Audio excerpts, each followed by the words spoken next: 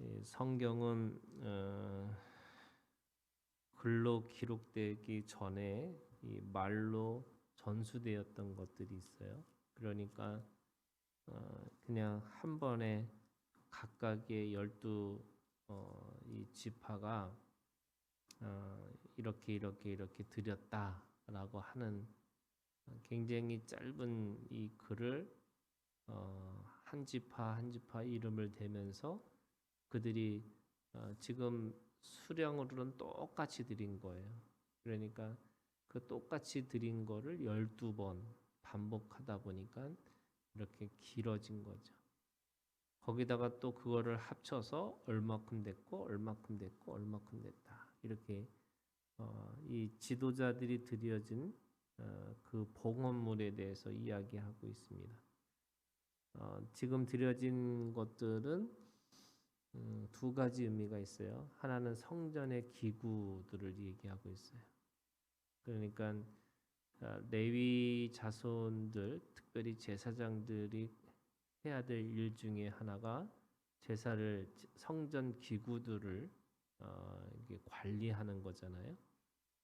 그런데 그 관리하기 위해서 드려진 예물이 봉헌물이 이 지도자들이 드리는 헌물들이에요.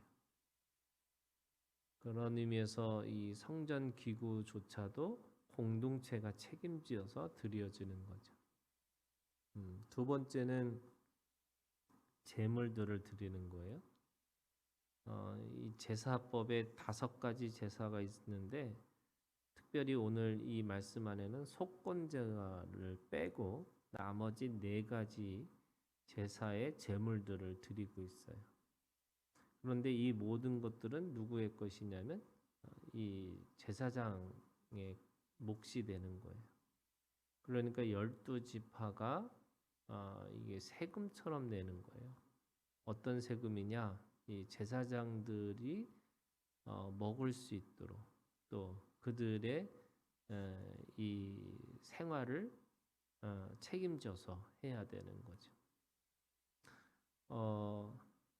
그러니까 그들이 가지고 있는 원래 하나님 앞에 10의 1조를 드리잖아요. 그 10의 1조가 12족속에게는 자신의 100%에서 10의 1조니까 90%를 가지고 사는 거고요. 제사장 그룹은 12족속에서 얻어지는 120% 그러니까 다른 족속보다 30%더 갖게 돼 있어요. 그거는 제사장이 가지고 있는 권리 중에 하나가 물질을 다스리는 권리를 갖고 있어요. 그러니까 물질권이라고 그래요. 물권이라고 그래요. 하나님이 주시는 그 제사장들에게 주시는 하나님의 권위가 물권의 권위가 있어요. 이 물질을 이 물질에 어떻게 보면 쪼달려서 사는 인생이 아니고 물질을 다스릴 수 있는 능력을 주셨어요. 그게 제사장이 가지고 있는 권리예요. 그러면 30% 가지고 뭐 하느냐? 90%는 자기가 일상의 삶을 살면 되는 거고요. 30%는 고아와 과부와 나그네를 돌보는 일을 하고 있어요. 그러니까 그 안에 복지, 지금 현대로 얘기하면 복지세가 있고 복지기금이 있는 거죠. 남을 도와줄 수 있도록 더 풍성하고 부유하게 주시는 이유가 그거예요. 근데 현대에 예를 들면 이게 후안 까르로스라고 하는 목사님이 있는데 그분은 목사들이 30%더 가져야 된다 이렇게 적용을 해요. 그런데 사실은 모든 성도들 하나님이 부르신 그리스도인들은 왕 같은 제사장이에요. 그러니까 목회자는 2가지를 하는 거예요. 가르치는 은사가 있고 또 그 공동체의 책임자로서의 은사가 있어요. 근데 그게 은사지 제사장의 직분이 아니에요. 그럼 모든 사람들을 왕 같은 제사장으로 부르셨잖아요. 그 말은 똑같이 모든 그리스도인들에게 하나님께서 물질을 다스리는 권리를 주셨어요. 그래서 그리스도인들은 하나님께서 우리에게 물질의 부요하심과 풍성하심을 허락하셔서 그 물질을 통해서 하나님의 일을 감당하라고 주시는 거예요.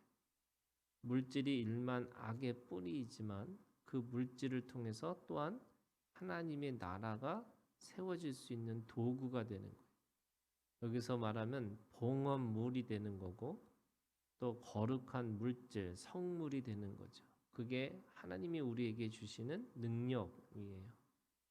근데 오늘 이렇게 12족속 특별히 이 감독자들에게 주시는 의미는 또 한 가지가 있는데 그것이 뭐냐면 공동체를 위한 헌신들이 있다는 거예요. 이 지도자들에게는 그 공동체를 향해서 주시는 하나님의 책임, 어제 얘기했잖아요. 이 자원함과 책임과 헌신이라는 것이 있는 거예요. 그래서 우리가 처음에는 즉시 온전히 기쁘게 나는 자원함으로 시작해서 그 자원함이 더 성장하면 나중에 책임으로 가는 건데 이 모든 12족속의 이 책임자들에게는 하나님께서 그 공동체를 섬기는 특별히 이 제사를 드리는 것에 헌물을 하라는 거예요. 그래서 정확하게 각각의 이렇게 책임을 주고 그렇게 하라는 거예요. 그런데 우리가 알고 있는 것처럼 12족속은 똑같이 분배를 받은 게 아니죠. 유다 족속은 굉장히 큰 땅을 받은 거고요. 또 굉장히 유다 족속에 비하면 보잘것없는 땅을 받은 족속도 있어요. 이유는 한 가지죠. 그 인구의 차이에 따라서 그 공간을 하나님께서 분배했어요. 그런데 오늘 이 봉헌물을 보시면 이 12족속이 동일하게 드리고 있어요. 그러니까 크고 작고 또는 부자고 가난하고 이게 아니고 모든 족속들에게 특별히 공동체의 책임자들에게는 똑같이 분배받는 하나님의 책임이 있다는 거예요. 그래서 각각 한 사람 한 사람 그 족속이 중요한 거지 어떤 족속이 중요해서 어떤 족속은 쓸모없는 족속이 되는 게 아니라는 거예요. 이스라엘이잖아요. 이 이스라엘이라고 하는 하나님이 이 아브라함으로부터 시작하는 믿음의 역사가 야곱이 나중에 12아들로 더 정확하게 얘기하면 제사장의 족속을 포함하면 13족속이거든요.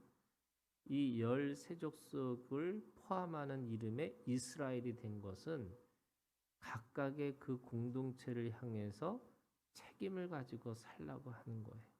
그게 오늘 똑같은 그러니까 크고 작은 족속이 있다 할지라도 12족속은 그 공동체를 세우는 이스라엘의 똑같은 책임을 가지고 함께 참여하라 이게 말씀하고 있어요. 그러니까 오늘 우리가 하나님 앞에 있고 없고가 아니에요. 있는 사람은 더 하고 없는 사람은 조금 하고가 아니에요. 이 지도자들에게는 주시는 하나님의 책임은 똑같이 그렇게 똑같은 균등한 이 책임을 가지고 그 공동체를 세워나가라 이렇게 얘기하고 있어요.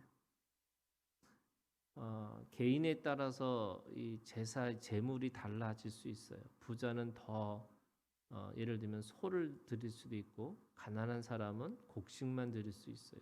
그거는 개인의 문제인데 공동체 속에서는 똑같은 분배를 통해서 각각의 그 족속 하나하나가 중요하다고 말씀하고 있어요. 뿐만 아니라 오늘 이 족속들의 이름을 하나하나 부르면서 똑같은 건데 계속해서 반복하고 말씀하고 있어요. 그 말은 어떤 족속이 중요하고 어떤 족속이 중요하지 않는 게 아닌 거예요. 다 이스라엘에서는 필요한 거죠. 그거는 오늘 우리에게 이 교회라는 거 하는 것은 여러분 이 자본주의가 있다 보니까 큰 교회, 작은 교회가 있어요. 그래서 어떤 교회는 아예 작은 교회라고 이름도 짓는 경우가 있어요. 그런데 큰 교회, 작은 교회가 있는 게 아니고요. 하나님의 나라에서는 그 교회 하나하나가 개별성을 가지고 다 중요한 거고 하나님 나라를 위한 그 삶에서 그 똑같은 하나님의 분배를 받은 것들이 있는 거예요. 이 그리스도인 이 21세기에 대한민국에서 그리스도인으로 산다는 것은 내가 큰 교회 다녀서 더 멋있고 작은 교회 다녀서 더 보잘것없고 이런 게 아니라는 거예요. 똑같은 하나님 나라의 책임을 가지고 살아가는 거고요.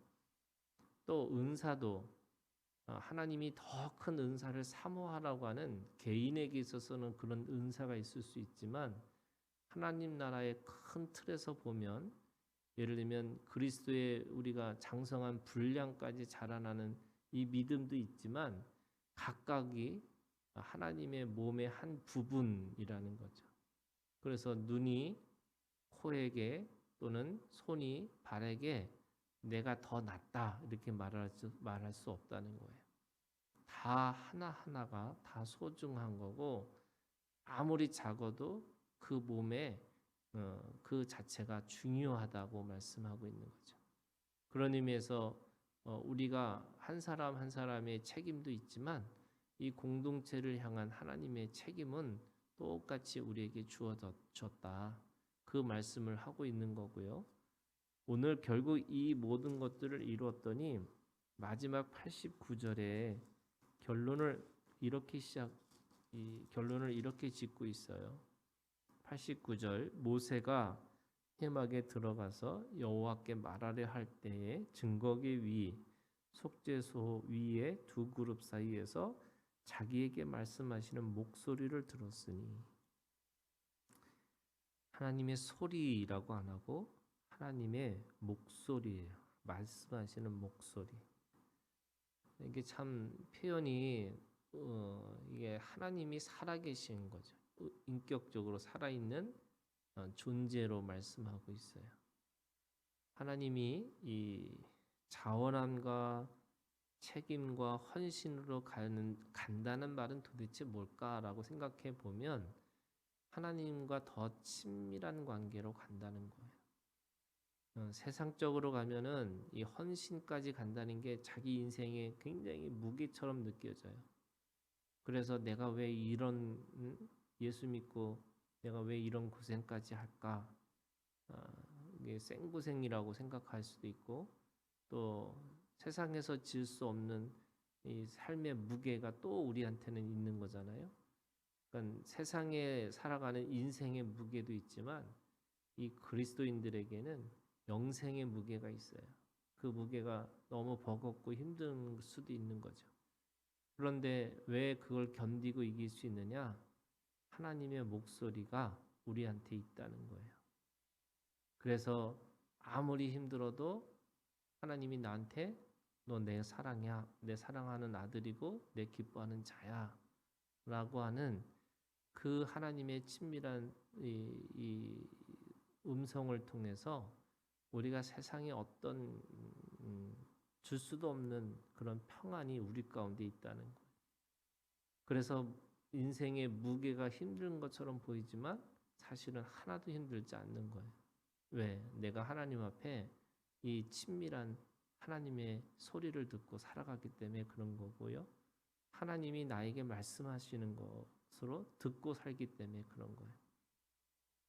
저는 하나님이 살아계시는데 이게 시퍼렇게 살아계시는데 그 살아계신 하나님을 통해서 듣지 않으면 우리가 이 인생의 이 무게들을 결코 우리가 짊어질 수 없는 거다. 누가 가장 슬픈 자냐? 신앙생활을 하면서도 이 하나님의 목소리, 하나님의 이 친밀한 이 사랑의 소리를 듣지 않고 살아가는 사람들이 가장 불행한 사람들이죠. 바울도 세상으로 따지면 세상으로 비교하면 내가 정말로 하나님 앞에 이 사람들 앞에서 가장 불행한 사람 중에 하나라 할 수 있죠. 그러나 그가 그 속에서도 견디고 이기고 그래서 가야 할 천국을 바라보고 살았던 이유는 그 날마다 주님께서 주시는 그 내밀한 또는 친밀한 하나님의 그 소리가 있었기 때문에 그런 거죠. 오늘 우리가 주님 안에서 여러분 이 하나님의 음성을 들으셔야 돼요. 하늘에서 소리가 있어 이는 내 사랑하는 아들이고 내 기뻐하는 자라고 하는 이 하나님의 소리를 듣고 오늘도 주님 안에서 승리하는 우리가 되기를 주님의 이름으로 축원합니다.